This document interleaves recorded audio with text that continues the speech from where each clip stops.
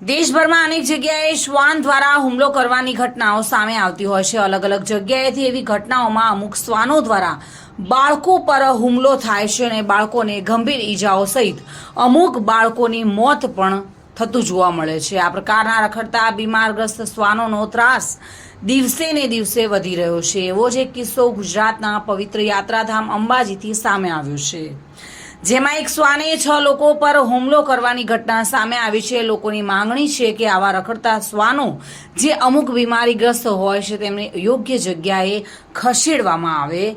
યાત્રાધામ અંબાજીમાં રખડતા શ્વાનો ત્રાસ દિવસે ને દિવસે વધી રહ્યો છે। ગઈકાલે અંબાજીમાં રખડતા શ્વાનોનો એક જ દિવસમાં 6 લોકો પર હુમલો કરવાની ઘટના સામે આવી છે। અંબાજી ખાતે અલગ અલગ જગ્યાએ રખડતા શ્વાને હુમલો કરતા લોકોને ગંભીર ઈજાઓ પહોંચાડી છે। અંબાજીની ભગવતી સોસાયટીમાં 2 છોકરાને બીમાર શ્વાને બચકું ભરીને ગંભીર ઈજાઓ પહોંચાડી છે, જેને લઈને બંને છોકરાઓને વધુ સારવાર માટે પાલનપુર ખસેડવામાં આવ્યા છે। તો સાથે સાથે અન્ય ઈજાગ્રસ્ત લોકોને 108 દ્વારા સારવાર માટે અંબાજી આદ્યશક્તિ હોસ્પિટલ ખસેડવામાં આવ્યા હતા।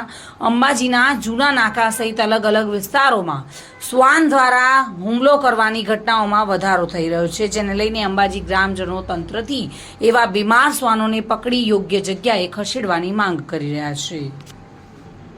Bureau report, today Gujarati news.